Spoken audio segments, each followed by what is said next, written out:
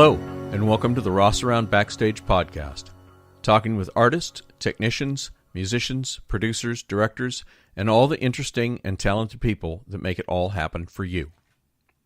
Okay, hi everybody. This is Ross Pallone with the Rossaround Backstage podcast. I'm here today at my studio in Thousand Oaks, California, with bassist, composer, producer, musical director, and professor at the Los Angeles College of Music, Mark Browne. Thank you, I've Ross. known Mark now for a little while. We've shared some projects that we've worked on live, and now I've gotten Mark to come out here and subject himself to some abuse. It's my pleasure. Thank you so much. You're quite welcome, Mark, and thanks for coming out. So my first question for you, Mark, is how did you get into this business? Where did it all start for you? Wow, such a deep question.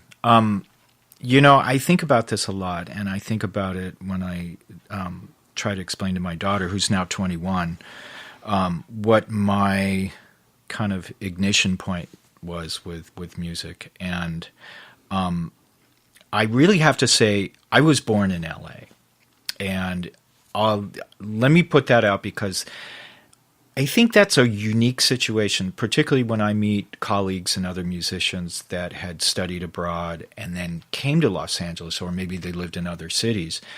I sometimes feel that maybe I had an advantage growing up in a media town like this, and because I grew up in LA, and all my friends, their parents were either composers or musicians or music producers or directors, but everybody in the schools that I went to, their parents were in some sort of entertainment, arts, media, something like that.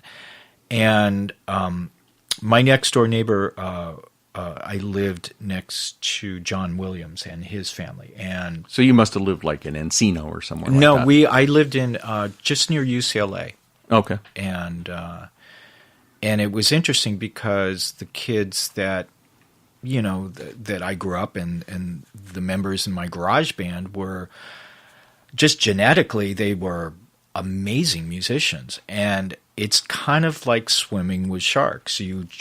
I learned to swim fast because everybody around me was just really good, and they had just all sorts of abilities. There was one of my favorite buddies growing up, Mark Williams, John Williams' son, was a fantastic drummer, and that ignites any band. And just having, I went to a high school during summer sessions that was where there was Mike Landau and Steve Lukather, and North Hollywood High during that era was just chock full of incredible Fritz Lueck, a great drummer, Dean Cortez, great bassist. I mean, there's a lot of people I'm going to forget, but that high school had a lot of fantastic musicians. So it started there. I need to digress a little bit. I think it started before that, though, It started correct? before that, but I just kind of want to set the stage that I got you. That it's an interesting thing to grow up in a town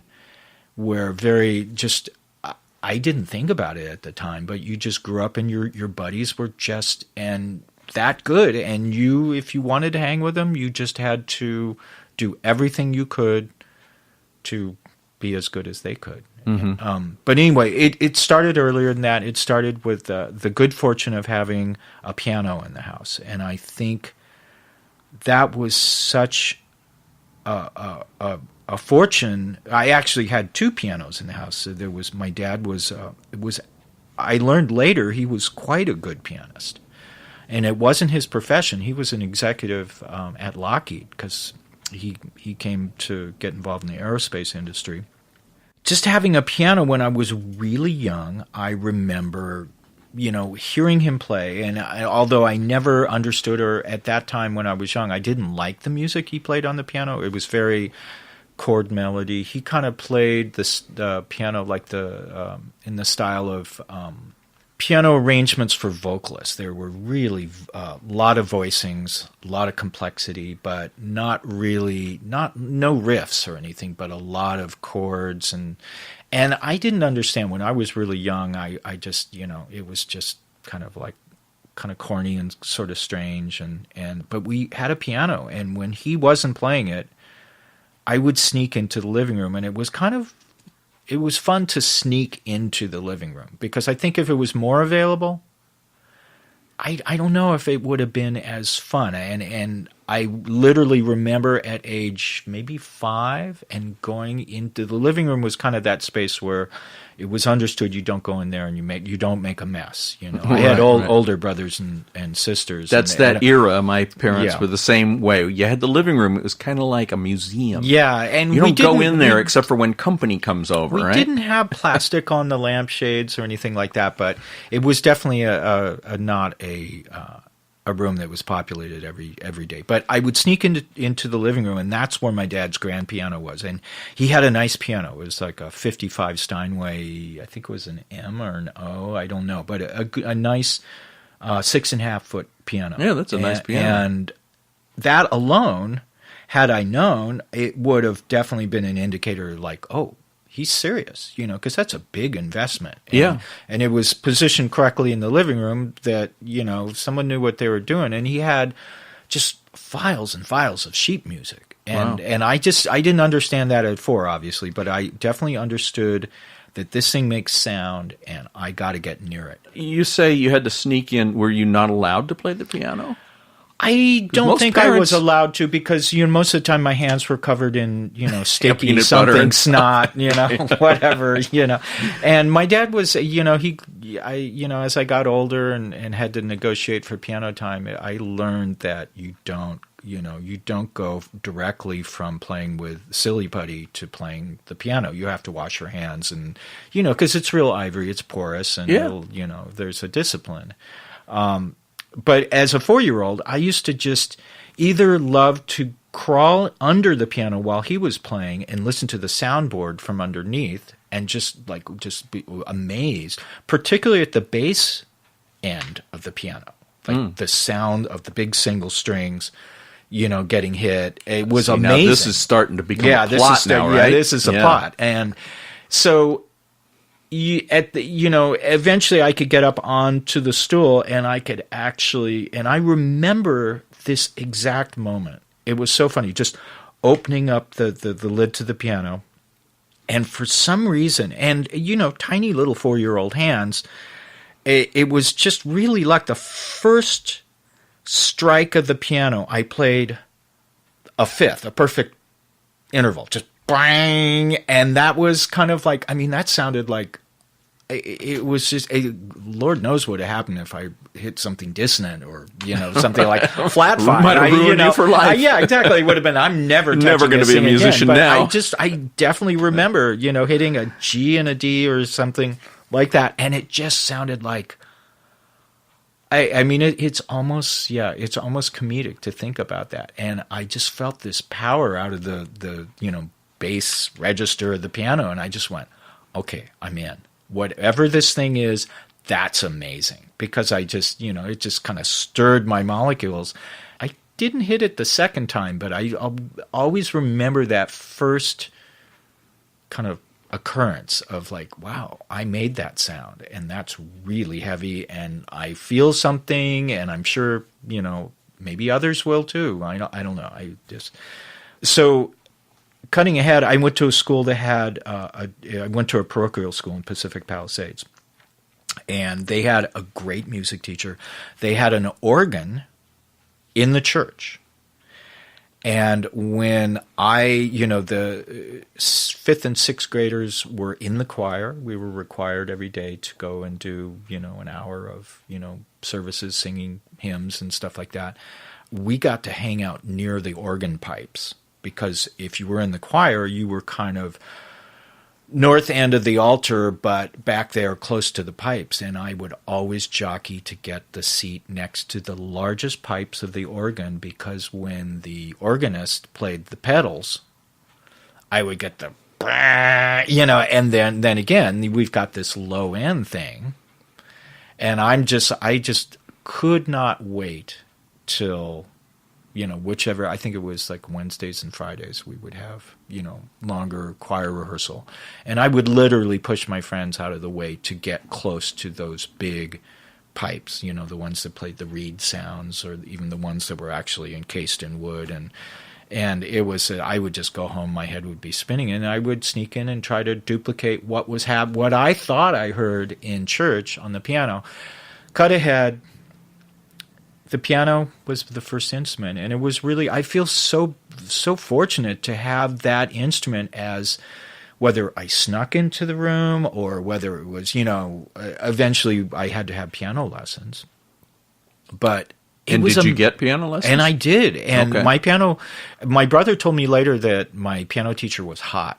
She was a UCLA piano major, and her name was Michelle. At that age, I didn't register hot. I just registered that I was playing. She wanted to, she was trying to teach me some sort of simplified Carl Thompson, Clair de Lune something. And I had learned some chords by watching the organist at school, and she was, I was trying to read the pitches off the paper, and it was really hard. The mechanics of it were really hard, and I'm dyslexic, and I didn't know I was dyslexic, but it made reading music a big, big challenge. But I could play these chords, the like very, very rudimentary triads, fifths, other things. And I started pounding out on the piano after, like we did our traditional lesson. She says, okay, well, I think we're done for the day. And she's kind of closing up the book. And I just kind of went at it. And she turned around and looked at me. She goes, what's this? And I said, oh, it's something that I was figuring out the other day. And she just goes, figuring out, so how did you figure, could you play it again? And I played the exact same thing. And it to me, it sounded like a song. It had a, you play this for 4 beats and you go to this for 4 beats. And I was probably 7, maybe 6 or 7. And she gave me good feedback in that kind of way where, it's almost like the air got really still, and I could tell that she was looking at me, and she was like, okay, Mark's got this going on. Mm-hmm. And she reported back to my parents that, he's got that thing, or, whatever. And this was this was shared with me much, much later. And then almost at the same time, my sister, she's probably more than 10 years older than me, she has a dance party at our house. And she has a dance combo. So it's like young men with loud instruments on our back patio playing for her high school class. And you were what age? Probably 7. Okay. And there was a drum kit. Still young. A drum kit. And I mean, to have a drum kit in your house is just like someone bringing in, I don't know. It was just amazing. These sparkly, shiny objects coming in and being set up on our back patio. And when they started playing, I remember looking at that drummer and just going, and this is really silly and very naive, but it's kind of, I think we all kind of have these, ignitions. I remember looking at that guy and going, I can do that. I can do that better. Right. And I mean, I was 7 in my pajamas, probably. Hey, people still say that about you and me. Right? You know what? I think it's an important thing. How'd that guy get that gig? I can do that better. I have to say out loud, that is, never feel bad about that. I think that's the most important ignition that we can have, is just that moment where you go, wait a second, I can do that. Except for politics, that would be different. But I remember looking at this guy, and I remember begging my mom that before I had to go to bed, because the party was going to go on till, the wee hours of 10 p.m. maybe. I had to probably be in bed at like, 7:30, something like that. Could I go up and hit the drum? And so she goes up on their break and brings me up in my pajamas, and I was probably holding a stuffed animal or something like that. And he says, well, Mark, here, we have a favor to ask. Can he sit on the stool and hold your sticks? I think that was all that was said. Can he hold the sticks? They did. I don't think they said he's going to play, rudiments and a boogaloo beat or anything like that, And literally, I got up there, and I don't know what. Maybe I saw something, in my imagination, but I went for it. And what I did, I remember it was definitely like a straight roll at like 150 beats, like da da da da da da da, and I just had to hit every drum and every cymbal before it got whisked away from the kit and sent to. Right. But apparently, what I played made sense. And I remember the drummer being really emphatic with my mom, like he's got rhythm. And I didn't know what that meant. I was just glad I wasn't in trouble because, I just wanted to dig in and hold these, sticks. And lo and behold, the next Christmas, I got a snare drum. Wow. So something happened. So now we've got the snare drum and the piano in the house. Uh-huh. And I'll tell you, as a parent, I giggle at the fact that my bedroom was right above where my dad had his quiet time, his study time, And you add a snare right above, my dad was very, he'd come home, very studious, play the piano, read the paper, have a scotch, very studious, and serious and amazing.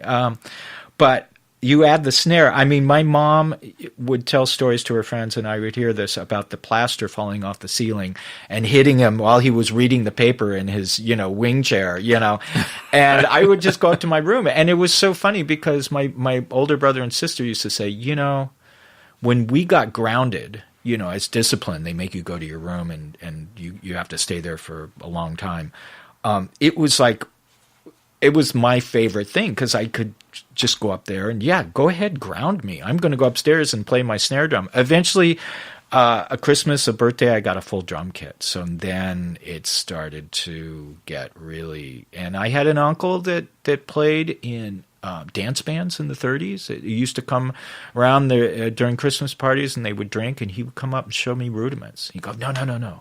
You got to hold your hand like this. You got to do this. This is your beat. Minute he left the room, I would just go back to match grip and just, And my brother, having an older brother, is another great advantage because he was listening to stereo records and really hip stuff. Like he was into, I remember that first Santana record and staring at that drawing. And at that point, I was starting to really enjoy drawing too. So I had like that going on, and so I was always fascinated album cover art. What a great album to inspire a drummer! Yeah, and that still inspires me as a drummer. That record, so at that same time, what his album collection is that he had Santana. He also had Fresh Cream, which was amazing. So, and I remember him when I was at my drum kit playing my, rudimentary, doom doom ba digga digga doom ba. He came in and he would say, "If you want to be a drummer, you have to be as good as this guy." And he points to Ginger Baker. And when my dad was away, but I also have to say another advantage is having a dad who's into hi-fi and stereo. That was one of his hobbies. So he had big speakers in the living room, and he had a really powerful, he was into Macintosh and Scott and really nice gear. I wish I still had that gear. But my brother could retire with that gear. Yeah, you could. But my brother would, when my parents were away, we would sneak, and sneaking is a great thing, if you didn't get caught. Sneaking is, high energy, really intense.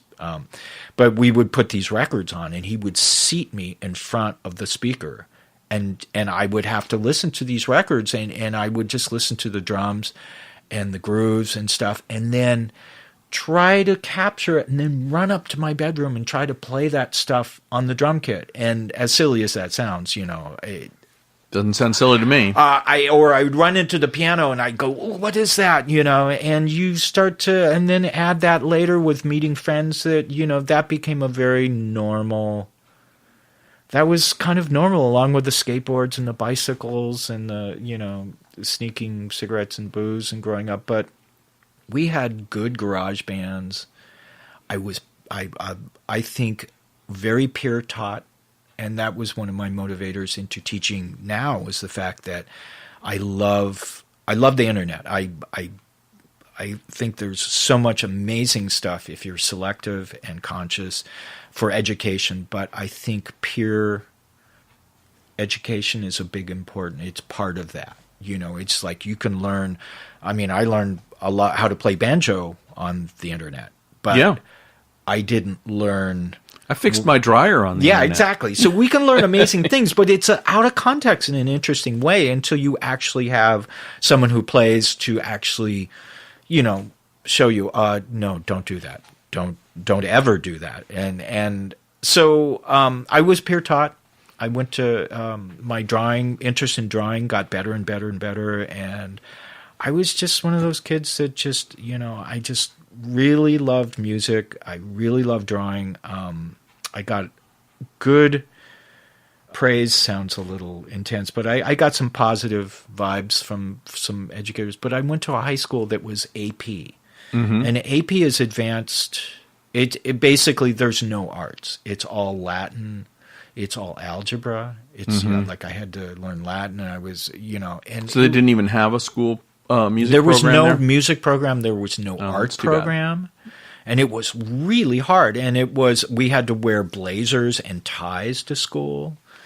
It was not an art-friendly environment. Now that very school is probably one of it could totally reincarnated. Now it's probably one of the most art-forward, Now, when you got your drum set, then did you kind of abandon the piano, or No. did you kept up with both? I thought that was normal. Did you get drum lessons? You know what? No, I didn't. I had this uncle that would come that he would show me, match grip. I think my biggest heartbreak with drumming was when I met Mark Williams, John Williams' oldest son.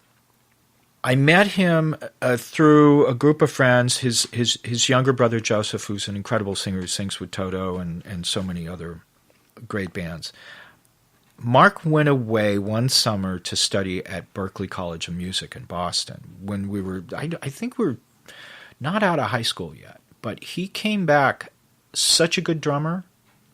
I mean, it was like he was a great drummer before he left. When he came back, it was like, I give up. And it was such an amazing energy to have him come back and play with this, like, really incredible vocabulary of all these different Latin styles, jazz styles, ideas of dynamics and ensemble performance and stuff like that. And I just went, I can't keep up with that. I'm a ham-fisted, match grip garage drummer, and I just said, I'm never going to meet girls with him in my proximity. I said, I have to find an instrument that I can play that I just want to be in a band with this guy. And bass, though, although there were, I had been playing bass with another friend, a high school friend who was another. Friends, this is all about peer training, because my friend Bill Beck in high school was a guitarist in that strange school that had no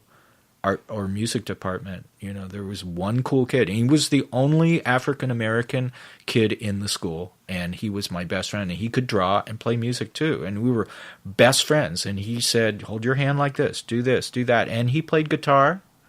I had no interest in guitar yet. I just wanted to hang out with the cool kids, and eventually I became a bassist because I just wanted to play music, and I wanted to do it in a section. And the good players in school, they were really, really important. They were advancing quickly. They were all studying privately and going to Dick Grove School in Los Angeles, which was the big, big school. Yeah. Yeah, that was one of the only schools back then in that time period. Mm-hmm. I think it's kind of close to my time period, because that was one of the schools that I went to, was Dick Grove. Yeah. How did you get your first bass? It was a friend of my friend's father had a St. George bass. And I had a St. George drum kit. Yeah, it's probably very expensive on eBay right now. I'm sure they would sound really cool. It was a Japanese kit. It was trash. Yeah. St. George, I think, was a reputable overseas, It's funny. I've never heard anybody say anything about St. George, but it had, except for me. It had blender switches on it, kind of like in the, you see, which was really cool to have switches on an instrument like that. And it had like a laminated neck, actually it was plywood or something like that, the whole neck, not just fingerboard, Yeah. But it was, as soon as I got to hold it, it was just like, wow. I mean, it had weight and color and switches and strings. And it makes that big boomy sound. Boomy sound. And once I learned where to put the finger and at different sequences, suddenly I was playing with my friend, and that was like. And around that time, I remember one of the big kids in the neighborhood took me to see a movie in Westwood. So I grew up near Westwood Village, which is right near UCLA, and they had the big Bruin Theater there. And there was a double header of the Jimi Hendrix movie, the one where he's, the poster has him on a stool with a 12-string and the hat with the feather. You're and right. It's all white. And it was a double header with that and Easy Rider. Oh, yeah. The iconic movie with the... And I love choppers, I have to say. I'm a total bike geek. And I remember the opening sequence of... I think the Hendrix movie is Star Spangled Banner, I think is probably at Woodstock, right? At Woodstock. Yeah. And I remember sitting... We had snuck into these are R-rated movies. And we snuck in on us, I played hooky that day, and my parents are probably rolling in their graves right now, but I played hooky and snuck out with the big kid, and we went to see this movie, and I remember watching the Hendrix movie 6 rows back, and just going, okay, this is what I'm doing. It was like. It was like a big hole, and I was the right peg to fit in. It just was so, and it sounds stupid, but it's an interesting thing that I hear as I reminisce with friends and stuff. And there's this thing when it clicks, you're just like, yeah, okay, and it's not like I want to do that or I'm going to learn to do that. It's just that's me. Yeah. It comes in the back door, and it's so interesting. It was just full on, okay, that's the rest of my life right there. And it's kind of silly because it was no, I'm not Jimi Hendrix or I don't look good in velvet pants. Well, you didn't want to be Jimi Hendrix, but you wanted to be involved in the music. I wanted to make noise and yeah, I didn't want to, yeah, I did. Well, before we started taping the interview, we talked a little bit about it, with your daughter who wants to go into the entertainment business, and this is what I say: if you want to be in this business, if you want to be an actor, or a guitar player, or a singer, or whatever in this business, it's really kind of not your choice. That's true. And that's a great way to put it. Great.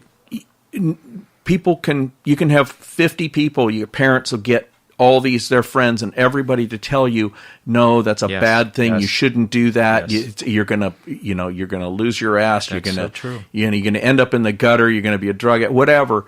It doesn't matter. They can tell you all that stuff, and you're still gonna do it.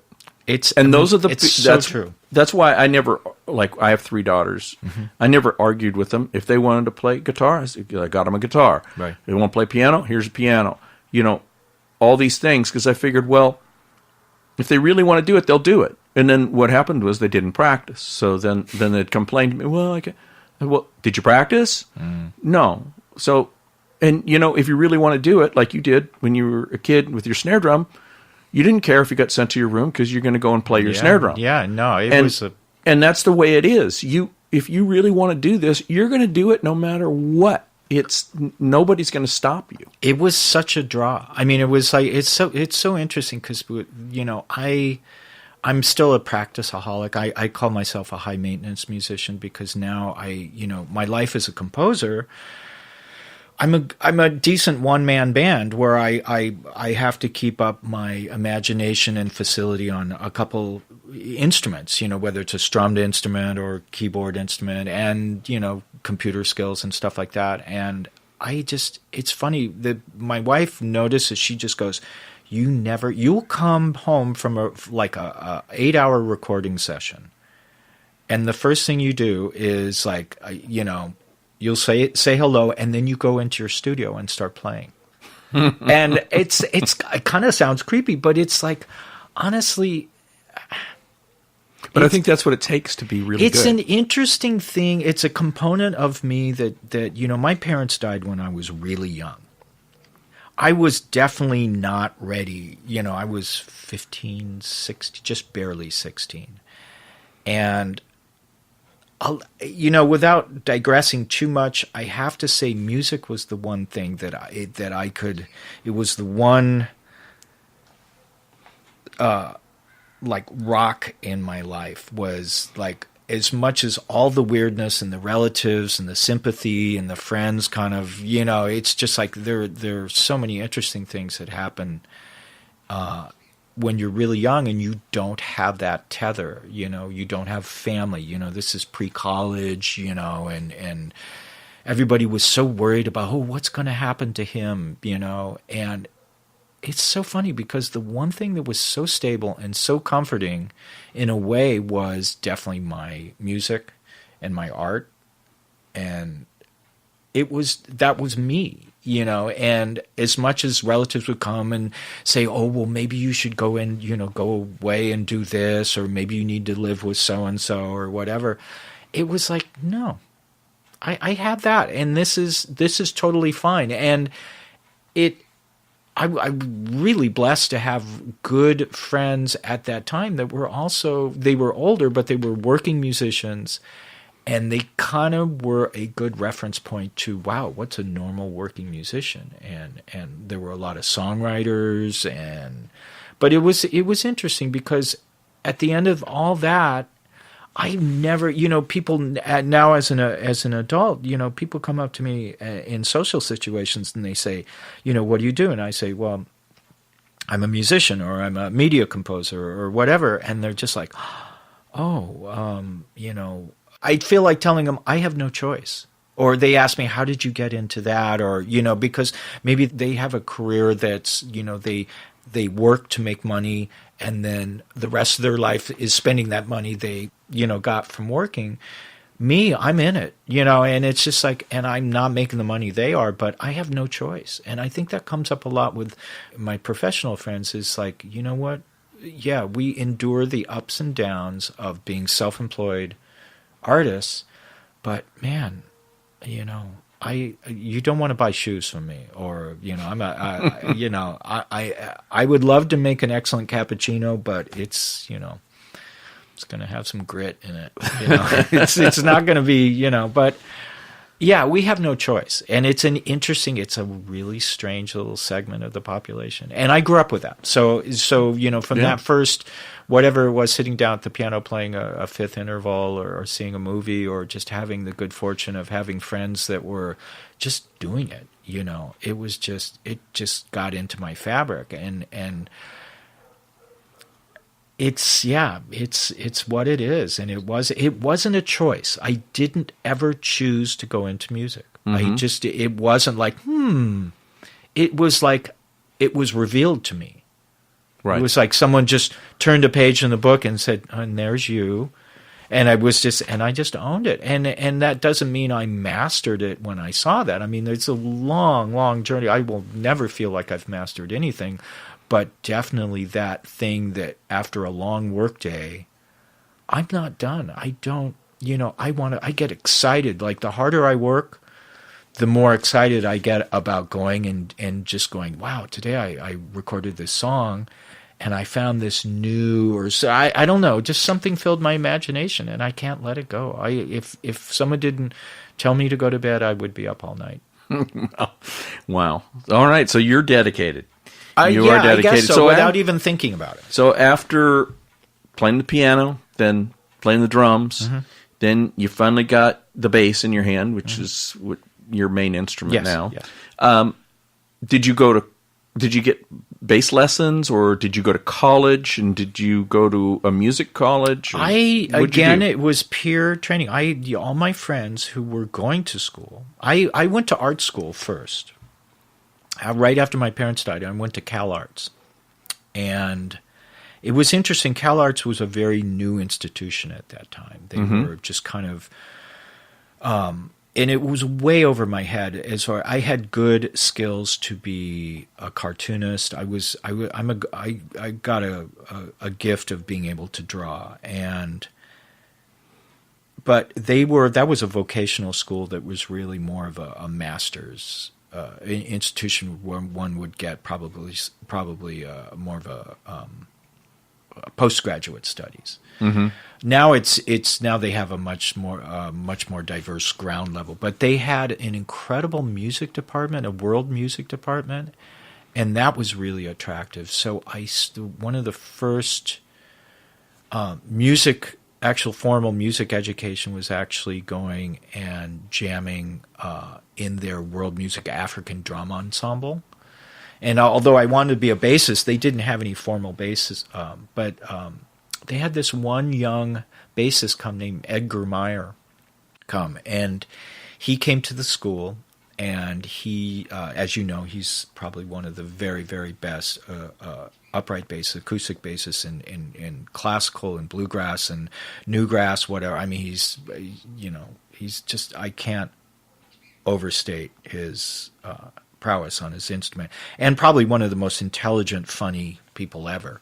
And I remember meeting him and doing, I wasn't even playing upright at the time. I had borrowed one from a friend and saw him do a master class.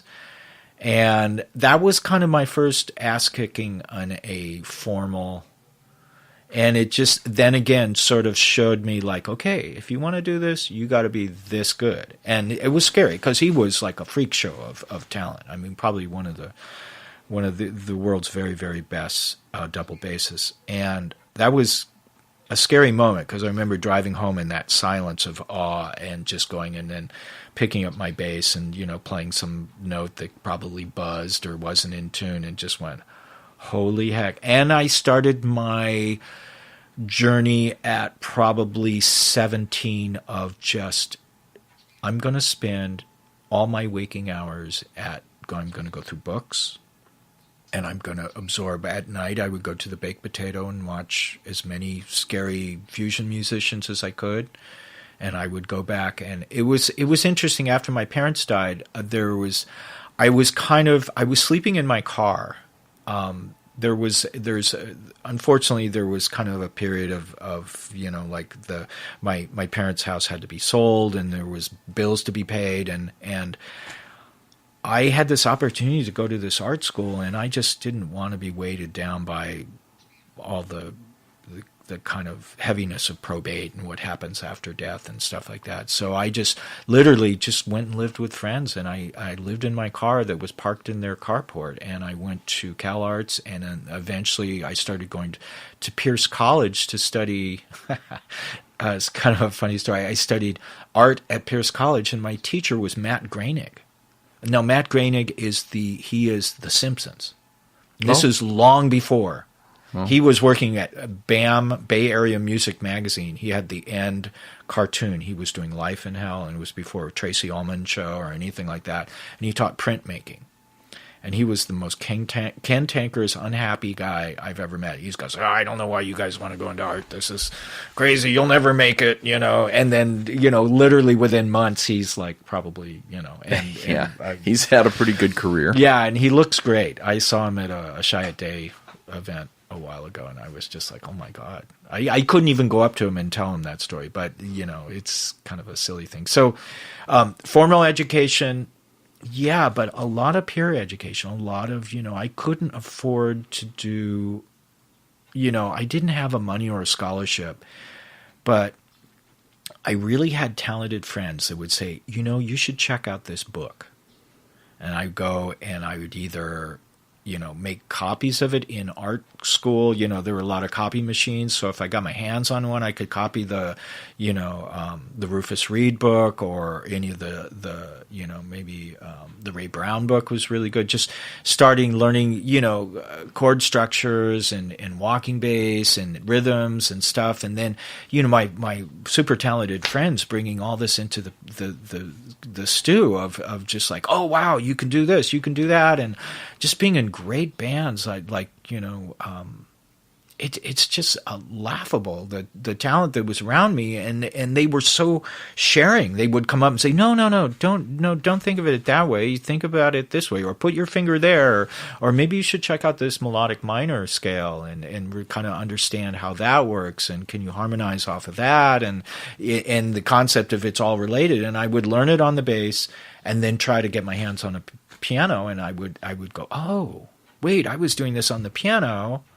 and that works on the bass, and that doesn't work, and blah blah blah. But friends and just checking stuff out. But you were already in Cal Arts. I was in Cal Arts, but why really, didn't you just pursue the music part? They were there, doing the world music program then? was not. Well, that's where I was starting to individualize and really say I don't want to play African drums. But later, now I'm just trying to get any drum circle together. At my age, I'm just trying to, But I wanted to be.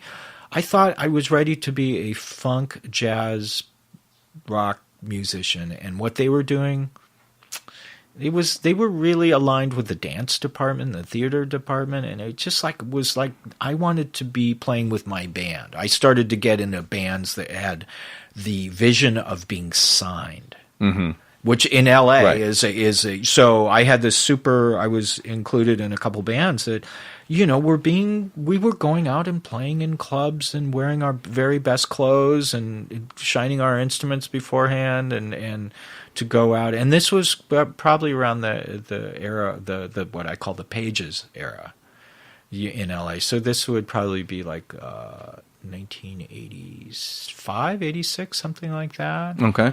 And there was a lot of good music. A lot of my stuff friends going were on, starting to go out on tours. Yeah. And I have to backspace a little bit because what's really important about LA and the group of people I was around, all these really talented musicians were really good writers. There was the concept of everybody really wanted to write music. And I think my journey into being able to be hired as a recording musician, which ended up to be like really probably one of the most attractive facets of my music life, was being a usable, and I don't mean usable as a diminutive term, but actually just a professional, all-around studio musician, but a bassist that comes in that understand. I just really thought rather than being in a band and enduring the heartbreak of, being turned down, or, a couple of the bands, like there was arguments in the band that I would go, gosh, this is crazy. I can't endure this. As I started to go in, and there was a really thriving publishing scene in Los Angeles, and people didn't have home studios. I mean, or the computers were available, but only to a few. There were no, drum libraries or any other libraries that gave you the power to do these, like we can today. And you had to hire musicians. So when I was 19, I remember I would work it sounds crazy now, but 5 days a week I would work in the basement at MCA in Universal City in their studio, and there would be like different writers would come through, and I was one of the probably many really talented musicians that helped these publishing demos get made. And there were great writers like Robbie Buchanan, Brock Walsh, Mark Goldenberg, Michael Reed, Beth Hooker.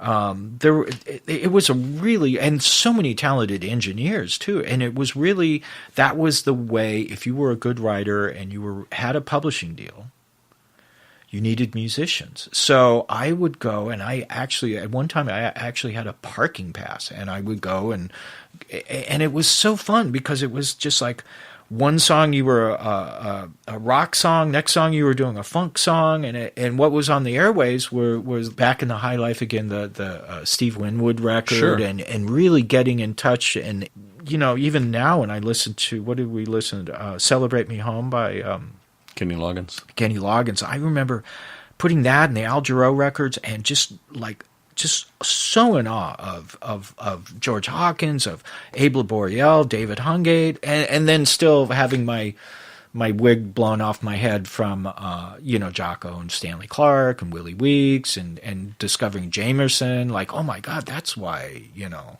And it just kind of went on, and it was just like to be able to put your imagination to work in the studio and be a part of it. Suddenly became this vision of a job, a vocation, of like, oh my God, this is so fun. You were making some money too. I was making a little bit of money. Yeah. I was making enough. I remember buying my first mattress.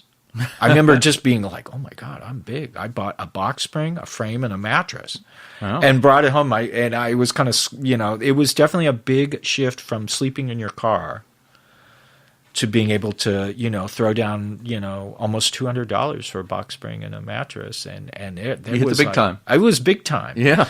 And it was interesting because then, these songs that you recorded, my friends were going out on these big tours, and pay for tours was really attractive too. And I couldn't decide. I'm like, gee, if I go out on the road, am I going to miss this really cool thing with recording and all my friends in the studios and stuff like that? And I got a chance to go out on the road, and I said, okay, fine. It's just 2 weeks, I'm going to do it. And that opened up a whole new thing of like new friends, a whole new challenge, skill set of being able to perform and travel. And I have to make a joke that I entered the touring vocation at a good time, because just years before, I missed the whole debauchery and pushing TV out the window thing. By the time I got into touring, people were cleaning up and eating healthy. Right. And it's kind of funny. I always made a lot of jokes for I toured for a long time and was able to do recording. I had to laugh that all I wanted to do is just push one TV out of the window, just to see what that was like. Because you heard all these stories about trashing hotel rooms and stuff like that.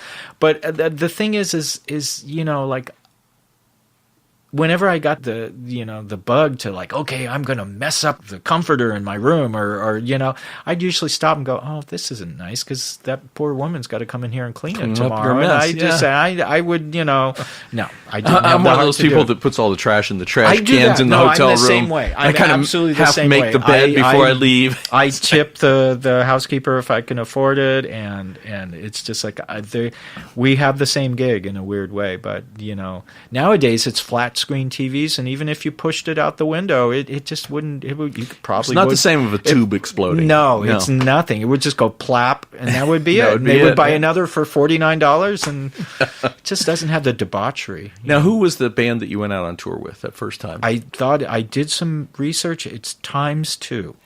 Huh? Times 2 was their Wikipedia page says that they were a dance pop band. And their first hit was they had two songs. Strange But True was their first single, but I didn't think I was hired until they did a cover version of Cecilia by Simon and Garfunkel. And they did it as kind of this sort of cool Jamaican dance vibe. And they hired some friends of mine that are still just massive, excellent musicians and producers, and we got to go out on the road, and we were all roommates. And it was so funny that it was such a discipline to learn, and I really loved our first tour manager. And this is important for you, Ross, because you were my tour manager for a brief week. It's just like that tour manager and was just so important to just say that you want to do this, be a professional, show up on time, and you can, it meant so much to me to be a professional on the road. And it was so fun to get to know all these different just badass professionals, whether they're front of house mixers or eventually as I got into bigger tours, all these like amazing lighting people. And I would think, wow, I am so lucky. Everybody that was around me were just so 100% professional and just so good at what they did. I remember just, when I did bigger tours and I had a guitar tech, like someone dedicated to taking care of my gear. And I would look at him and I'd say, this guy has his ducks in a row so much more than I do, even though I'm a total gear nerd and stuff. And I would look at him and I just go, wow, you're incredible. Like look how you set up my amp. I mean, he would like, it was almost comedic because I love to tweak and set up my gear and tune up everything. And this guy was like as good, if not better, probably better. And I had to deal with my bad jokes and stuff like that. But it was fun. It was touring eventually fluffed out to be something where, everybody, I mean, gosh, I'm thinking about particularly the tour managers, and I'm not doing this to make you, try to stay topical within your, but they were just the whole mechanics of touring, and then eventually, whether it's large scale or small scale, it was really fascinating to me because you realize that being a team member, whether you're in a rhythm section as a bassist or as part of a tour, it's really fun. It's like a traveling circus, and if you understand the greater good and the little job that you do at the same time and how it all works together, it's pretty cool. It is pretty cool. Yeah. I really always thought that I would love to go early to the venues, particularly when we played stadium events, and watch them put together the stage and build it. And just to think of the absurdity of the times that I would ride in the van from the hotel at 5 p.m. and come in, it was always built. And I knew that, no, these guys got here at 7 a.m, and they've been rigging and ringing out monitors and building stuff and fixing stuff. And it just amazed me. And the catering, it is pretty amazing. Especially if you see those time lapse things, like with an arena tour, and you see those time lapse photography. As you start out with an empty building, and then little by little, that was my gets favorite. Built, and next thing you know, you've got this beautiful show. People laughed, and my bandmates would go, "What are you doing? I'm going back to bed. We just rode all night on the bus or whatever, and we'd have a fluffy bed and some nice hotel." And I'd be like, I would take the cab over to the venue and just watch and just like not get in their way, but just watch them. That's just cool. Do it, and That's it was cool amazing. Particularly The caterers, like when you went to Europe and did the larger scale tours, there was. Is it Eat Your Hearts Out? What was Jody's big? Eat to the Beat. There was Eat to the Beat. That was one. But there was a company out of the UK. I think it was Eat Your Heart Out. They were and I've worked with them before. Jody and someone's probably you call in if you go. Robbie, Jody and Robbie. Robbie was amazing, and he did like the most major tours, like and just to watch them cook and feed. Like not only local crew, but anyway, it just I would go on stage at night and just say, just be as good as they are, and it was really inspiring because I did a different job. I was playing low notes, at certain points in the in the music, but it just kind of all this teamwork. I just was so inspiring, and I really fell in love with just the logistics, even when shit went wrong, like big rain events at Jones Beach or whatever, to be able to just like help someone get guitars off a stage or help an artist that's, scared of lightning or something, get to cover or something like that. I got to play kind of the grown up, role, and it was fun. And I toured for, oh my God, it's kind of, when you look at the calendar, I toured for over 23 years. So you went on that first tour, and you're concerned this wasn't all with Times 2. I got to play with other bands eventually. So you did that first 2-week tour where you were concerned about losing your studio work. Yes. So did you come back and do the studio work, or did you just continue to go on tour from then on? It was definitely, there had to be a choice where I remember the agonizing occurrence of having, to turn down work for any self-employed professional, not just musicians, but actors, whatever you do, just to have an opportunity and have a conflict and have to go through the priority. That's the painful part of this business, being independent. Yeah. You have to make choices. Somebody asks you to go on the road. Okay, all right, well, and then somebody else calls you up and asks you to go on the road. Now you got to make a choice. Yeah. Because they overlap and you can't do both, so you got to do one or the other, and then you hope that you make the right choice, right? Yeah, you really hope, and it was interesting. The hardest part of the business, I think. So after that tour, then you started touring. Can you give us some names of some of the acts that you toured with? After that, I really want to favor the little bands that make people giggle. After that, I played with Martika, which was, and it was interesting because I have to pair this description with having probably the most bodacious mullet at the time, so there was, this was the 80s, and it's all about, kind of the sort of padded shoulders and the suits and stuff like that. Oh, So sure. it was Martika, Rick Astley, Debbie Gibson. It was, 2-week tours and stuff like that. It was playing on the Arsenio Hall show and getting to meet,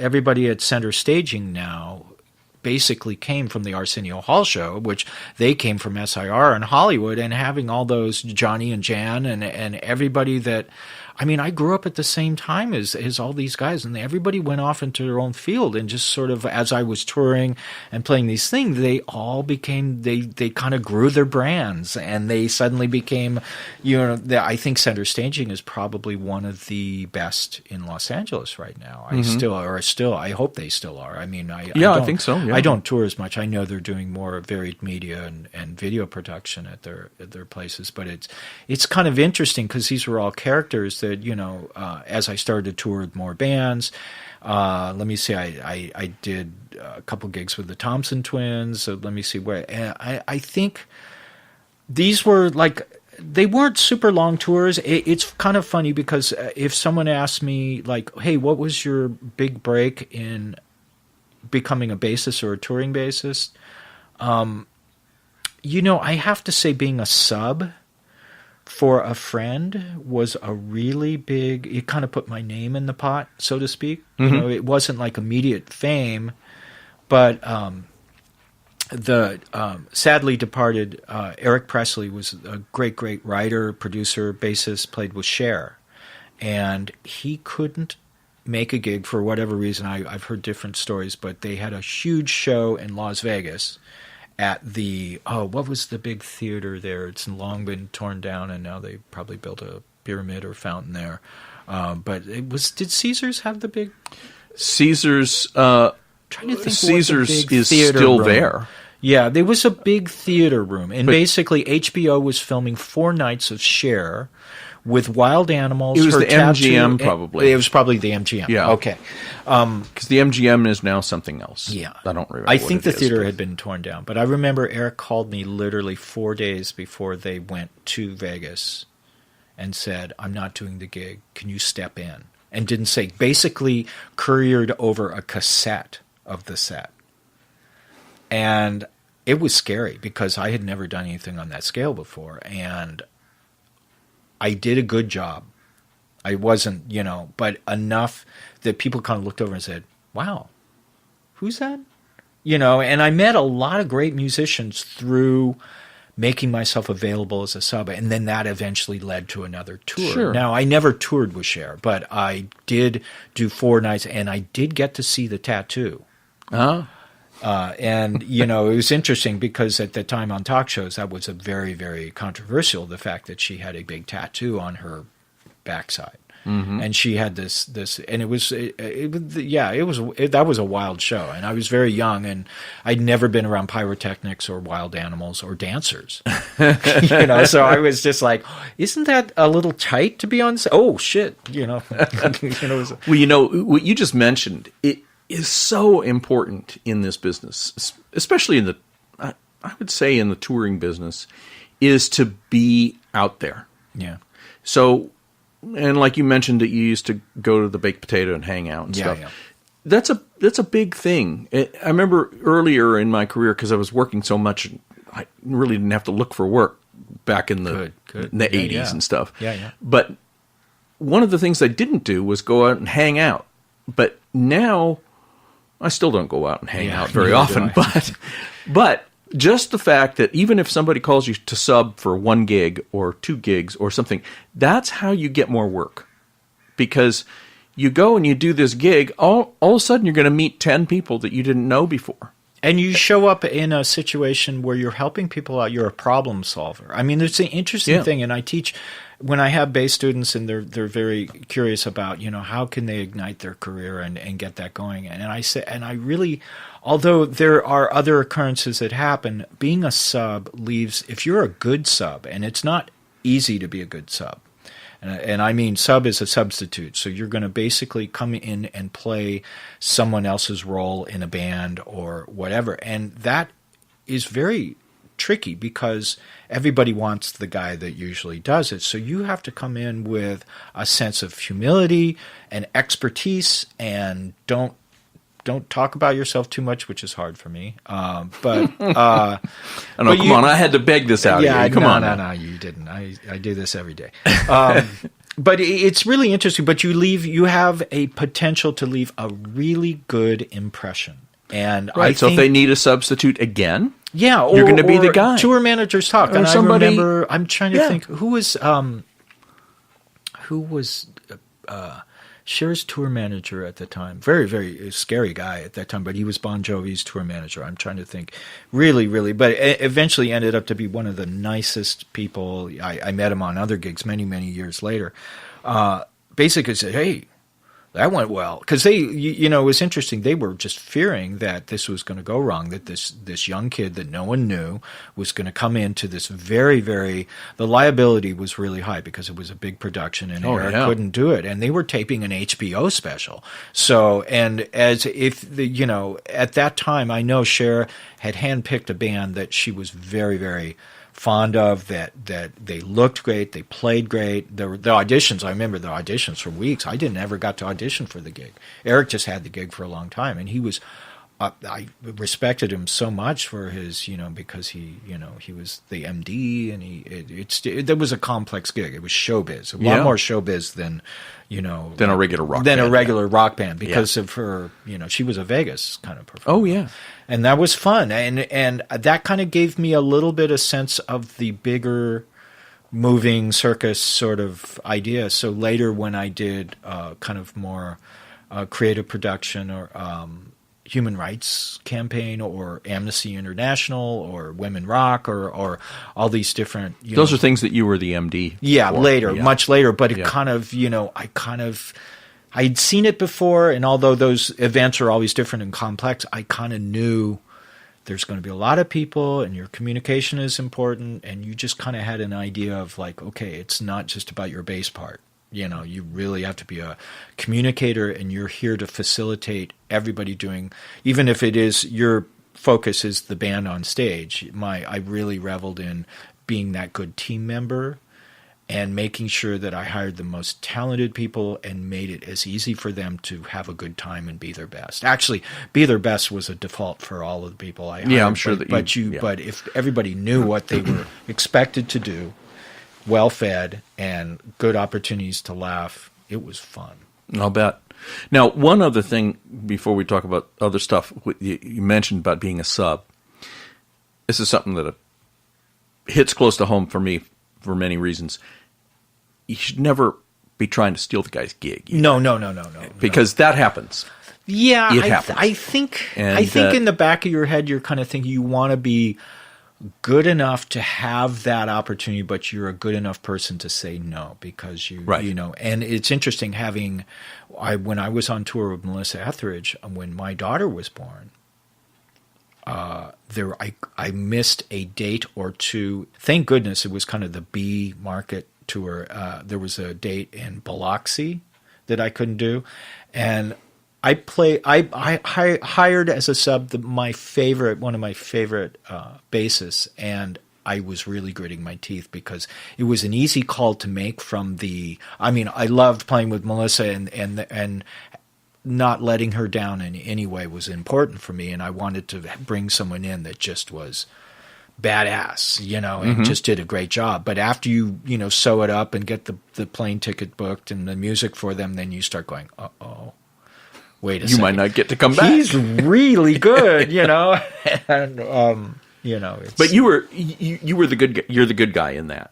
You're not thinking about sending somebody that's not as good as you. No, but it's kind of. But there's a lot of jokes, and I have a silly brain, and you always think about, oh gosh, I wish I'd send in someone that just to show them how important. But the joke about all that is even though substituting for situations was a good way to make contacts, and it's so much better than handing someone a business card in a smoky club, because you can walk up and say, "Hey, I'm a bass player." It doesn't matter what the font is on your card or how well it's printed.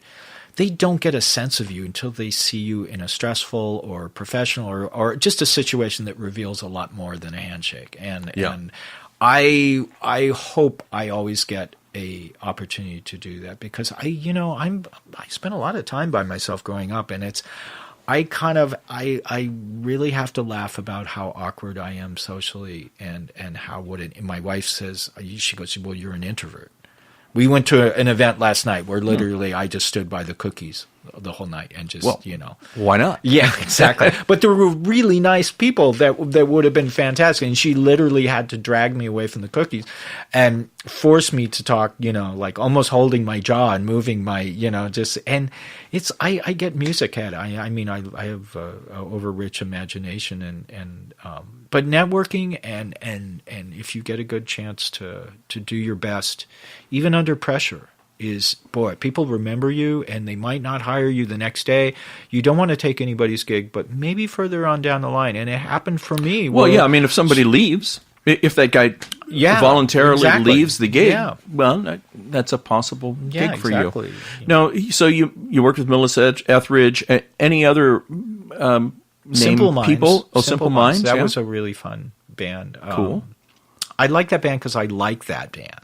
Uh-huh. They were not popular in the U.S. at all, and my kind of journey into their world was through just a phenomenal drummer friend, Mark Schulman, and I had met Mark Schulman through other gigs, and just an inspiring individual, just unbelievable energy, and just one of those musicians that, and this is an occurrence with a lot of people that work in groups, you just connect with people really well, whether it's how you subdivide rhythm figures or just get along as people. He was just one of those people where I could just honestly, and I've proven that after not seeing him in so long, that we came together once and played a couple measures not too long ago that just, it was like, oh my gosh, this is like putting on a baseball glove that had already been broken in. You just feel the same thing, and it was really great. But he was an acquaintance we worked for. He already had a relationship with producer Keith Forsey.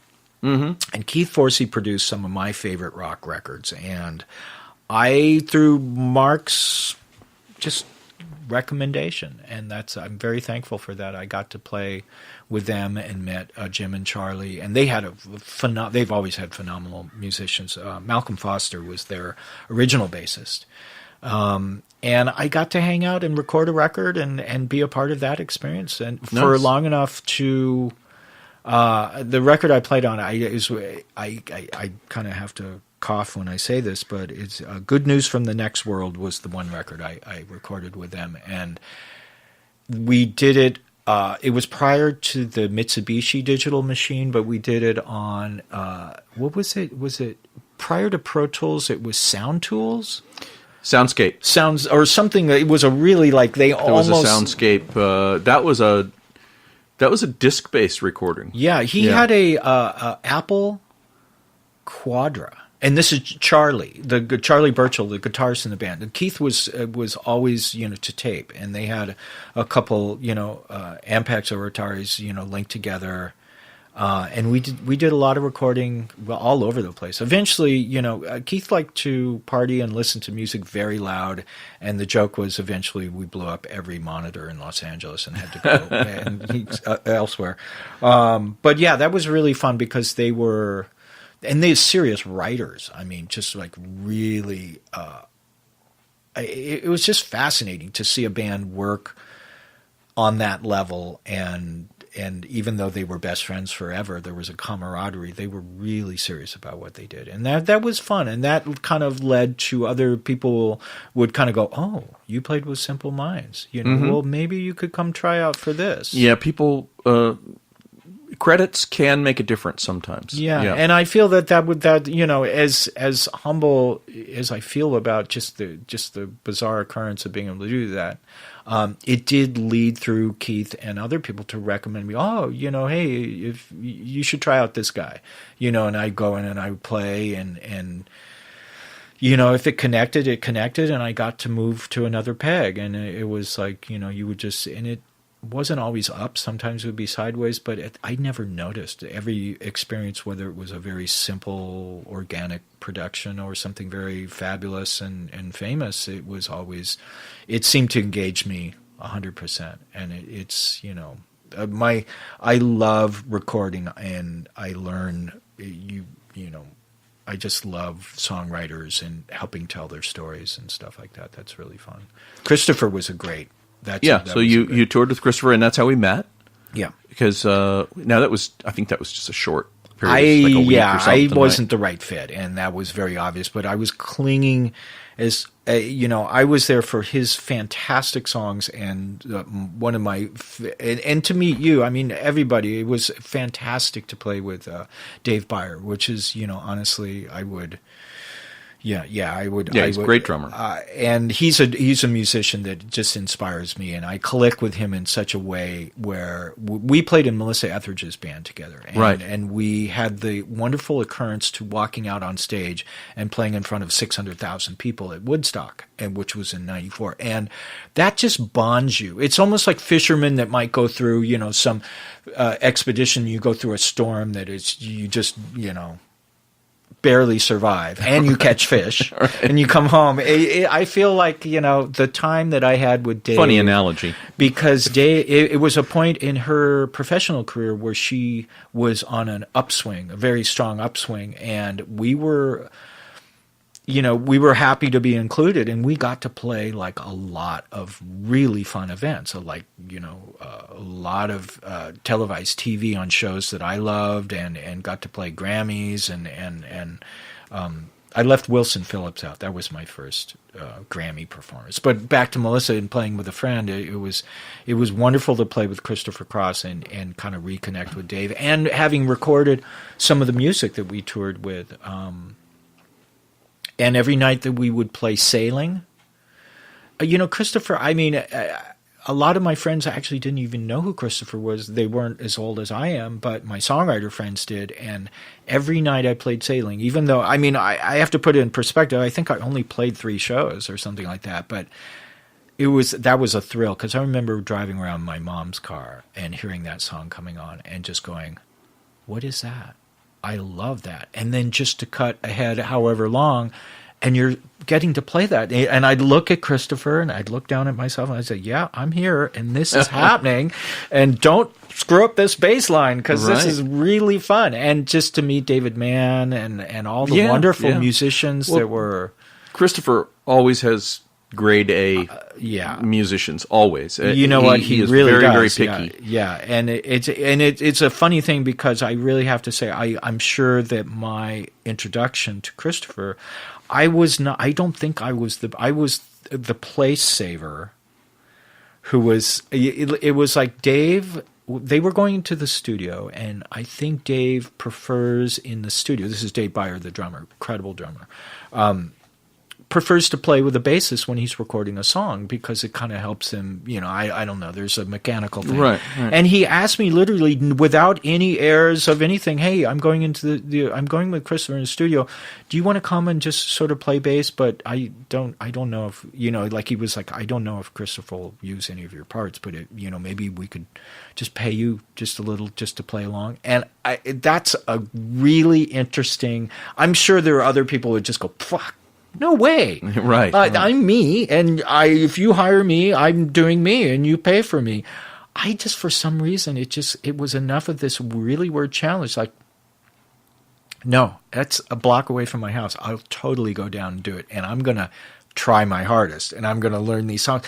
And they sent me some email with a couple of MP3s of the songs, and the songs, I just went, shit.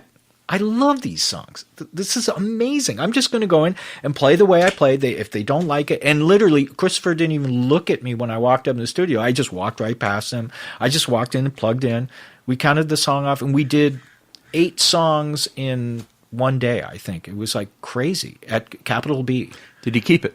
He kept it all. It was so funny. And I kept on walking back in the room and being in the control room while they're listening back. And I was listening. I'm going, yeah, that sounds good. That's exactly what I wanted to play. And it was just totally off the cuff. No one told me play, and I just had this idea. It's like, I'm going to do this whole thing fretless. because that just feels right to me. My producer had said, I'm going to play this whole record fretless, and just, let that be. And if they'll replace it with, Will Lee or, someone, more renowned. And it was really interesting. I walked back in the studio and no one would look at me. His engineer, Mark. Mark, and like I'd kind of, I'd look at Dave and I say, is this working? Dave would look at me and just go, I think this sounds fucking amazing. But kind of in that guarded sort of like, they're going to erase your tracks. Didn't know if anybody else felt the same way. You're going to erase your tracks and that's it. And I remember shaking Christopher's hand at the end of the day and walking out and just driving home going, you know what? I made way less than I normally ask for, but at the end of the day, I got to hear him sing and drank a bunch of coffee and saw my friends at Capitol. I remember Eddie Kramer was across the way and got to shoot the shit with him. And I drove home and it was so funny. It's like a month later, Doug Ryder is a mix engineer. Yeah, he mixes the album. And I bumped into him someplace. And I met him through movies and TV mixing and stuff like that. We had worked in other things, and he looks at me and he just goes, "Fuck," he goes, "Damn, you're playing on that record." And I was just like, "What? What are you talking about?" I'm like, No, Doug, that's someone else. I only came in just to excite the oxide molecules on the tape or whatever. That's not me. I had no idea they had kept my tracks. And it turned out to be, when I heard it back, I was like, wow, what an interesting perspective to record from, rather than, because I went in kind of in a fearless way, just play the songs because they're going to erase your stuff anyway. Mm-hmm. And I played with Dave and just sort of like, hey, this is it, Did what you do. And I didn't overanalyze anything. I just played. But when I hear it back, I'm just like, I did a good job. That's a funny moment for me, because there are situations where you come in and they put the dots in front of you and you really got to like play. You take on a different incarnation as a professional. Well, just another reinforcement to like subbing and essentially hanging out and stuff. I was a sub, You were kind of a sub, but you got the gig. Yeah. You really got the gig. It was fun. It was fun to get to go on, and I think Christopher eventually did turn around and shake my hand and say hi, and that was cool. He probably doesn't remember my name. But. Well, you remember me because I was tour managing and mixing front of house at the time. But you know what? Nowadays, I don't really tour manage as much anymore. I wouldn't want to tour manage. I don't even really want to do it. I never asked to do it. Yeah. Well, it was something that was kind of pushed on me, I'm trying to get away from it more. Now. It's something I considered during, because so to accelerate the process of this interview. So I tour with a lot of different bands, and I was incredibly fortunate to play with a lot of different bands. Go to my website and you can laugh. But coming off the road is an interesting story. So. I fell in love, and that's a powerful thing, and it restacks the priorities, because she's a musician. She definitely had no, at that time in our relationship, we courted on the road while I was, thanks to Melissa, because Melissa liked her too. And she was on the road with Melissa as a background singer? She actually did come and did a couple gigs, but most of Melissa's gig, it was like she kind of didn't like the bigger organized backgrounds. She liked the more, that kind of spontaneity that, at that time it was Kenny Aronoff, me, James Hara, or Philip Sace. She liked the trios, and which is a great role as a bassist, to be with a dynamic performer that likes to mix it up at night, or at the shows would do kind of unexpected things. You learn good radar when you're in a small band playing with a performer that likes to be responsive to the crowd and immediate, new songs and new tempos and new, we're going to jam now. Mm-hmm. We're going to cut, so she didn't have singers, and Lily, my wife, didn't. She sang on the more televised, when we could rehearse and stuff like that. But she came out on the road a bit, and it was an interesting thing because it was a glimpse at a me that I hadn't made available, because I'd been married before, and it didn't end well, and there was definitely, I couldn't do both, but when you see yourself in your best light through someone else's eyes, it definitely gave me a chance to sort of like, maybe there's bigger options than just being, me and a bottle of hair color on the road, and stuff like that. And I was open to it, and it was an interesting thing because at the same time, I'm getting more and more into when I'm off the road. I've always loved writing. I took a lot of interest in composing in different styles and stuff like that. Only I worked for various music libraries in the early '90s and stuff like that, and did a lot of composing for different projects, but still touring for the most of my. But the computers were interesting.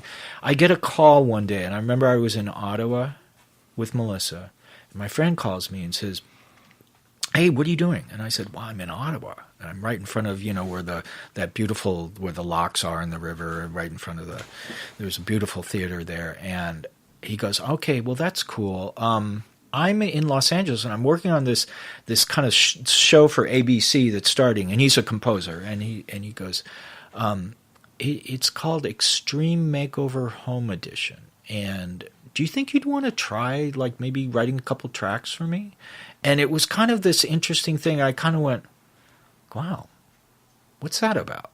Could I do that? So wait a second. I knew nothing about it, and this was a while ago. And then cut ahead, that the show ran. My tenure was probably 7 years. So this composer, he asked you to do I would be ghostwriting for him? Ghostwriting. And it kind of introduced me to a whole new profession of, you could take this computer and all this music that's in your head and those few instruments you know how to play, and this could be a possibility of a side gig or as big as you want it.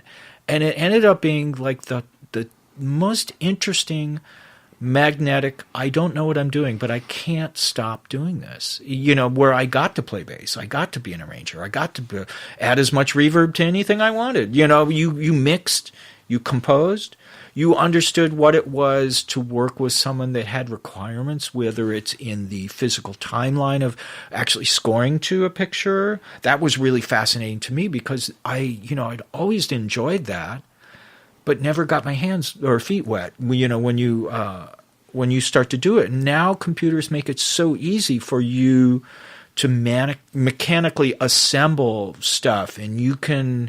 So it's been over the last. So I've been doing it for a while, and I did it for quite a while I was touring. I just got, and now I'm really enjoying it. I wouldn't mind it. I'll just put it out there. I wouldn't mind doing more of this, and I knock on wood that it's been really enjoyable. So I'm a media composer, and I love working with people that I don't want their gig, but I like being useful to composers. I don't have to have my name, or I don't have to do the red carpet walk, but I certainly love. There's a certain complexity to working with someone, to be an assistant to someone. And I don't mean being a T-boy, but when you ghostwrite, there's a discipline about you become them in a way that's very useful. Mm-hmm. And it's not diminutive. Useful is not diminutive. Useful is, in the best incarnation, you learn to speak their phrases. And it's some people might say, oh, no, you're not honoring you. No, I'm honoring a part of me that's really interesting. Well, you're just doing a job that you're hired for. And I've always learned, like when I go and compose for someone who's very particular about something, I swear I learn more about something that I would not have I wouldn't have seen that field or walked into it unless I had that opportunity, like whether it's understanding, how to, voice an orchestra or just to play hillbilly music or whatever, or just, and it's, believe me, I haven't mastered any of this, but I certainly love it's a big vista to sort of step into, and really with the priority of telling the story and working with a director or, whomever. That's really fun. That's a really So you did this for 7 years, if not more. And you and I was doing it at the same time. You're always the the ghostwriter? Yeah. Well, now have you done any other shows? Yeah, now I've grown to do, things that, where I've kind of been in charge, and that's awesome too. But it's kind of funny. It's just like I see them as completely different gigs, but just as exciting and important. I'm working with my friend Eric Ross, who's just one of the most amazing producers. He's working with a TV show in Sweden, and actually I'm realizing right now I'm not supposed to say anything because it's supposed to come out, but this is a very renowned production group that they're just wrote a really exciting series, and the music's, it's his job, but he's been very, very gracious to allow me to swing at the ball a couple times, and I've written some music that is really rewarding to me because it's very electronic, it's very experimental, and if you use the word experimental, that's a whole new thing. It's usually your director is really searching for something that's a very unique palette for their project, and maybe even sounds that they haven't heard. You can't rely on your acoustic guitar picking to do it unless you untune the guitar and right. They want something different. Yeah, and that's a really fun place to play in if you have the energy and you don't give up. And like Hans Zimmer said to me once, he said, something eventually will come if you don't give up. Mm-hmm. And that's an interesting thing because in experiment, and it's kind of a joke. There's kind of a tongue-in-cheek thing. It's just like, a lot of truth to that, and a lot of things, But it's an interesting thing to make that useful and stay on deadline and stuff like that. So when I'm composing and writing, I still get to play bass. I get I still get to drag in some of my favorite musicians once in a while and make larger sounds, but sometimes I'm just by myself with a strong cup of coffee. So that kind of sums up your media stuff, your television stuff. And shockingly enough, people still call me to play bass, and that's really fun. Yeah, well, that's and it's a funny thing because I teach a class called Studio Bass at Los Angeles College of Music, and it's really a good experience to reminisce and think about how much that job has changed. But it's not that it's become easier or less important or insignificant. It's just growing like business is growing. Business grows. It's very dynamic, whether you add internet or, a world commerce scene or whatever. It's, being a bassist now it's a different timeline. In the studios, when I was talking about my publishing stuff, your ability to play through an entire chart without stopping and screwing up something is a big, important thing. Nowadays, it's like, I go and I work for some of the best producers, and it's like, hey, let's work on the chorus. Let's just come up with a line, so they'll be looping just that section. And it's a different assembly process, but you still have to engage understand the song and your connection with that, and having an arc or some sort of organization to your part, or how your dynamics are, and it's an interesting thing. I don't think the job has changed. I don't mean to discredit a lot of my favorite peers that are really focused on how unfair it is that I don't want to go off into, writers not getting their fair share of royalties from streaming is a different topic. Yeah, that is a different topic. That's a different topic. But I know a couple very renowned bassists that have been very vocal about how they don't like engaging with how music is being recorded nowadays. You know what? I could agree with that, but I don't want to miss an opportunity to stack the blocks a new way. Right. There's a lot of we can all do a lot of complaining about what's happened. I'm not making business, as much money in the studios as I once was, but you know what? No. I still come home and as excited. I still take 18 basses to a session, whether you asked for it or not, and it's really weird. It gets back to that sort of insanity that when I was really young, it's just. Damn, it's what you do, and there is no choice, and I hope I get to do it a lot longer, or try to impart on others, just what I do, whether don't do exactly what I do, no one will, but it kind of might make you go, yeah, that guy's full on and I'm full on and I do it different and it's just a different way to do it. So now, besides doing that kind of stuff and being on the road, you've also producing records too, right? And we're all producing right now. Yeah. We're all producing, which is another interesting thing because I was very fortunate to work with Hugh Padgham was a really, really, he left a big impression on me, even though I was a bassist and an acquaintance of his. But I did some interesting projects, and he was very, very sharing in his process to speak aloud his concepts of engineering and stuff like that were really important. Him and Steve Lillywhite and Keith Forsey and it was interesting. I remember him being very, very kind of disgruntled about how, everybody's a producer these days. And they really, he came up cutting tape with Yes and all these amazing bands. And his level of expertise is amazing. And it suddenly became really convenient with computers. And now it was suddenly modeling of gear that at once you needed to know the specs and maintenance and uses of all that stuff.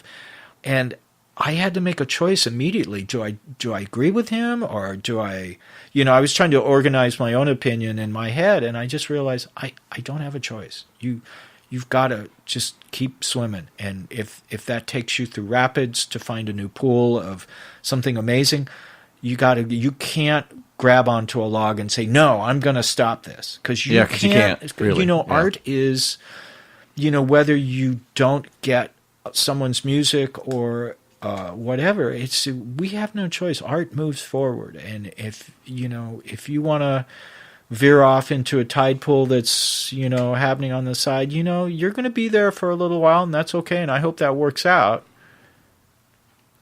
But I try to remind myself to let go of it, turn it upside down. So, whether it's a technical challenge of how we turn in, productions, and, people come up to me at parties and go, oh, music today is all just like little bits of, this, it's like, it just sounds so, blocky and like they're taking little bits of sound and stacking it up. And I'm like, yeah, you can get on the wrong side of that real easy. And it might not be my favorite style of music, but you know what? Turn the paintbrush around and jab it at the canvas to make it feel good. As long as you're engaged with that, go for it. Because you know what? I have a sneaky feeling that in time, and I hope I'm around to experience it, we're going to be back to bands and ensemble playing, or it's happening with bluegrass. If you notice, if I became a huge fan kind of through composing for media, learning a love for modern bluegrass, which is laughable. If you interviewed me or asked me like in the 80s when I had the mullet, like, do you like bluegrass? I would laugh. Bluegrass, that's ignorant music. No, it's not. If you listen to Chris Thiele and all his shows on NPR, and that's the best live music. And I think that's very inspiring. I'm seeing more musicians that I'm meeting through my education that are really about getting together and, experience ensemble performance. Whether Snarky Puppy, all these amazing bands coming out of universities and stuff. I think performance is going to come back, and it's interesting in the live world. I've seen more concerts this year because we live right below the Greek Theater here in Los Angeles, and we just went and saw which is back-to-back amazing shows. We just walk up the street and buy the cheap tickets and and it's just, I'm like, you know what? Let it roll. Well, that's the wonderful thing about live music and touring, is because every night now there are lots of bands that go out there with like 24 tracks of Pro Tools and are playing. Yeah, that's true. But fortunately for like the bands that I'm like working with right now, it's all real. Yeah, and it's great. It's real vocals, no sampled vocals, it's all real. And that's really fun. Yeah, that's really great. Beautiful. And I've worked with some bands that used to do the playback stuff, and now they're getting away from it because they don't want to be tied to Yeah. that restriction of You know, staying to the click. It's interesting. I remember when the drum machine, when the Linn drum, and all of that became more affordable and prevalent in studios. It definitely came up when I was doing publishing as a bassist, being a studio musician. Suddenly drummers were. Like I'd go into the studio and there wouldn't be a drummer that day. There would be a Linn drum or something like that. And I remember some of my super talented drummer friends were like, "Oh, this is terrible. We're all being replaced by machines."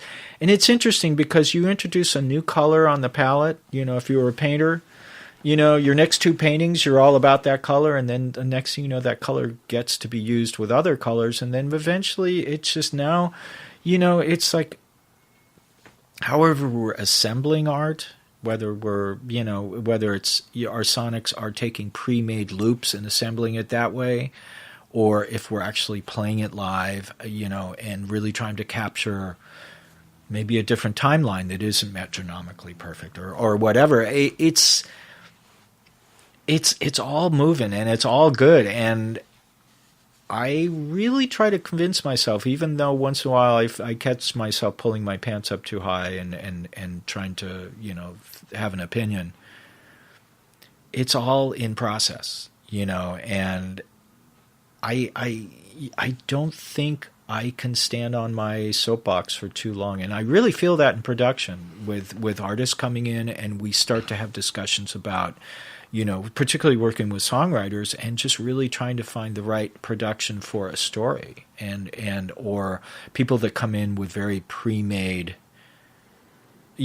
ideas the way they want it, but in process of doing a vocal or playing a song, it suddenly becomes something else. And this is, filmmakers deal with that every time, whether you're dealing with a script.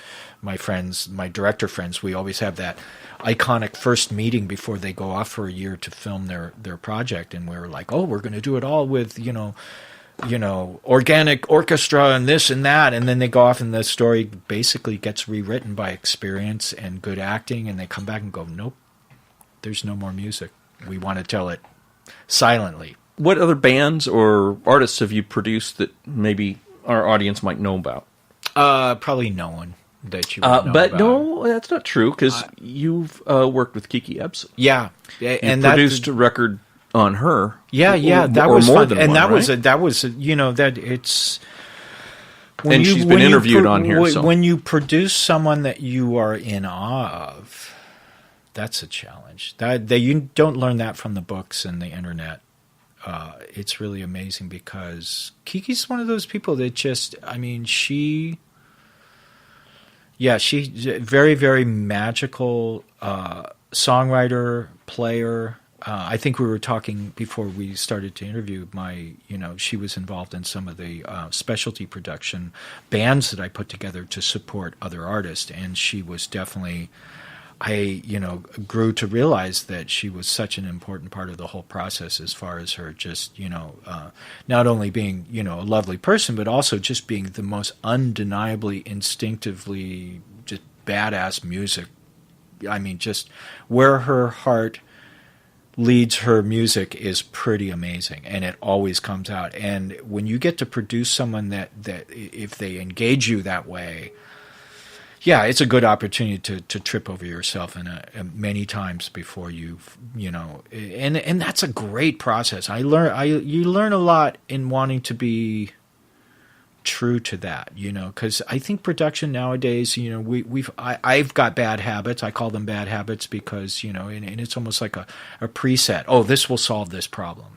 I'm going to use this plugin because that's how it's going to, or this EQ curve, I know this always works, or this. But shut up and listen before you make those decisions. And I think writers like Kiki that were very, very in tune to their music and really listening, to a different monologue, Abe was a good foil because she would come in and just say, "What's that?" And I go, "Well, that's my idea." And she's like, "Take that off and let's get back to the music." And I'd be like, "Oh."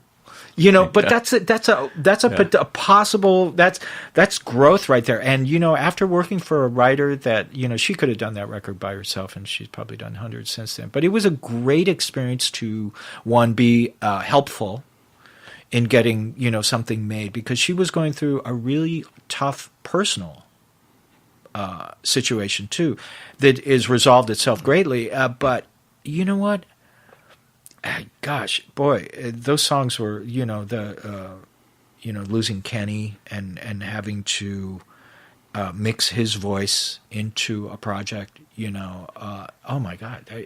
Kenny Edwards, amazing songwriter, and they had collaborated and had written great songs. And, no one told me that in producing that you're going to be, oh my gosh, to mix someone's vocal that had departed as your, and that was beautiful. I had some good moments, and as well as dealing with Kiki's, emotions about that, and just realizing, no, let's make this feel like that. And that's a really interesting thing, because as a producer, I think I learned that your ideas are great and valuable, and they'll come, but don't forget to listen to what's happening right in the middle of all of that when you're working with an artist, because they'll have ideas, you'll have ideas, but you really, it's like Rumi said, there's right thinking and wrong thinking, and then there's this field in between, and I'll meet you there. Right. That's really, that's an interesting way, and that's with composing. It's just you don't know what's there until you engage with whatever. I'm proud of what our engagement taught me. No, it's a great record. You did a great job on that. Anybody else that I love working with. I'm only gonna. I don't want to veer off into too many great. I'm really proud of the writing that I did with Renee Stahl and my wife Lily Wilson for. Now not writing. I'm sorry, I might have misspoke, but I was a producer, T-boy. Stylist on that. No, I was a producer and mixer on Paper Flowers, which was Renee Stahl. We basically heard her. She's got one of the most beautiful voices and great writer, and we heard her on internet radio one night, and we wrote her name down on a Post-it, and she was playing in town, and my wife and I made a decision to go stalk her. Like, we don't know this person, but she's got the coolest voice, great writer. And we went to room 5, which is no longer there, and just showed up like yellow balloons, like, hello, you don't know us, but we're standing really close to you. And eventually she got creeped out enough to go, oh, what do you do? And they said, well, you're crazy fans, and we want to make music with you. And thankfully, my wife and her hit it off really well and wrote some just amazing songs. So the project Paper Flowers, find it. We're in process. I've done 5 records for my wife, Lily Wilson. Everyone's been a complete labor of love, and it's such an amazing thing to do production with a loved one, because it started off where I got away with a lot, because she didn't know the technology. Now she walks to the studio and goes, is that crossfade a little wonky, or could that come down 3 dB? Right. Now she knows the format. She knows, it's like as soon as I'm setting up the mic and talking about the microphone, she goes, I don't want to hear about the gear. We're making music, which is a really interesting... So that pretty much brings you up to today. Yeah. Are you going on the road with anybody? Are you on the road with anybody off and on, or anything like that? I'm not turning down offers, but it's just right now I'm really excited. Have a couple of good opportunities, and I'm too superstitious to talk about it. I've got some great opportunities to produce and write. Working on a couple new records. They will probably be more like EPs, but. Great challenges for me, and great learning experiences with new acquaintances and styles of music. I love to research and try to engage as much as I can my imagination coming in a project. So when they say, well, I like that, but what else do you have? That's when you've got to... So some media projects, some TV shows, a couple documentaries, and...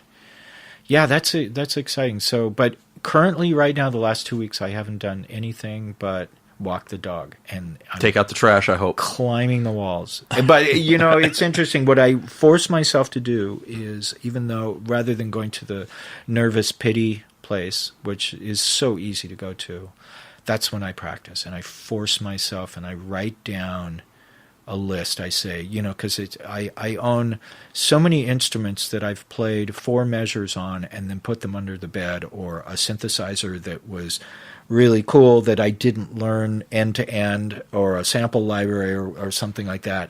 So I just make a strong cup of coffee and strap in and force myself to really, you know, because when you're in the heat of it and you're really having to hit deadlines, you don't get a chance to go through all the presets and figure out how the filters work. Right, you just get it done. You just get it done. Yeah. And I need to focus on making sounds that excite me as much as the people that I work with. And honestly, you know, you can't do that unless you open the hood and get in there and start, you know, fiddling around with stuff. So hopefully these little breaths, or sometimes very large breaths of nothing going on, I try to say, look, rather than going to what you always do and call all your friends and complain, stay engaged. Mm-hmm. So, you know, that's good advice. You know, now you have a website?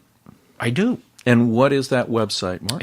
So I named it after my production company. So it's Low, L-O-W, Notes, N-O-T-E-S, INC. So that stands for Low Notes Incorporated, which is a silly name. No one tells you when you start a corporation. Well, actually, my lawyer told me, don't name it yourself.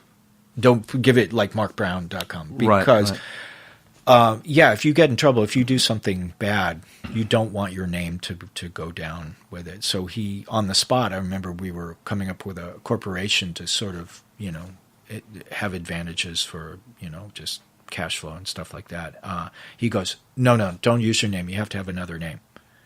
And I'm like, I don't have a plan B. What are we going to call it? He goes, what do you do? And I go, I'm a bass player. He goes, okay, so you play notes.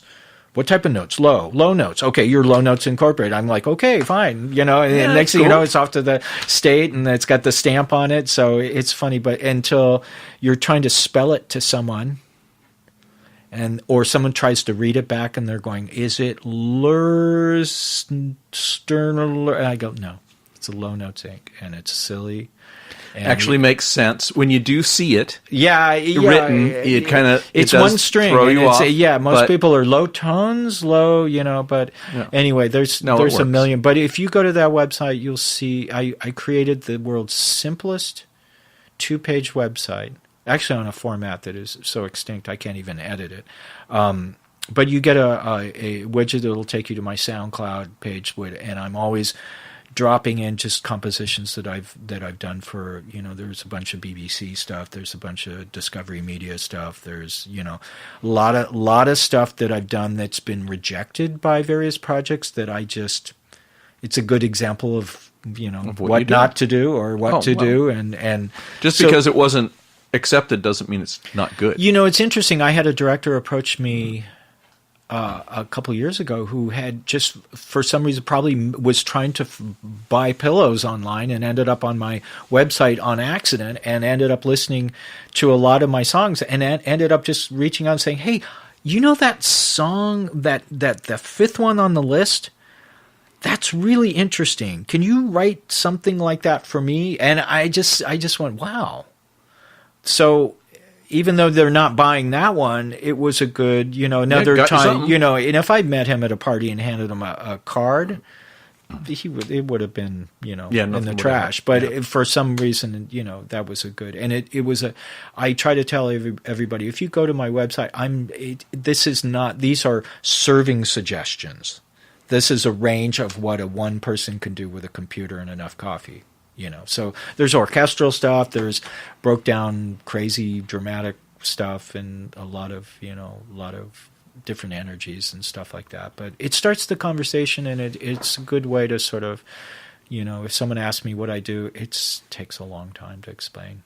Just go to the website and listen, you know. Well, that's what I'm going to recommend, that everybody go to lownoteinc.com. .com. and check you out. Yeah. And if be there's kind any... though. Don't be that LA check me out. It's kind of, Well, there's no pictures of me, so. Oh, well, we're gonna have to get some of that. Yeah. Anyway, well, I think we're gonna wrap it up. I'm glad. And now that I've tortured you, into talking about yourself, what a journey to try to stay on point. Thank you for your help. It's been great, and I appreciate you coming out to my house to do this, and sparing me packing up my stuff and dragging it over there. I'm happy to travel. And let's hope that something jumps out for you and the projects that you have I appreciate that. In the can, kind of happening, maybe happening, that they actually happen. Yeah. And we'll say goodbye. Okay. Goodbye. Say goodbye, Mark. Goodbye, Mark. All right, man. We are currently looking for sponsors for the Rossaround Backstage podcast so that we can continue to bring you interesting stories like the one you just heard. I can be reached through Facebook or email me at rosspallone.com. Thank you for listening. Money in the bank, it feeds my body, but not my soul. Working every day, it makes me happy, but it doesn't make me whole. I have dreams and schemes that put a shine in my eyes. I am who I am. I don't need a disguise, but until I know for sure that I'll have other lives, I wanna live for now. I wanna swim in the ocean, out in the endless blue, lift my feet off solid ground like I've dared myself to do. Stood too long in the shallows, I don't wanna live like that. Gotta jump in if I wanna swim in the ocean.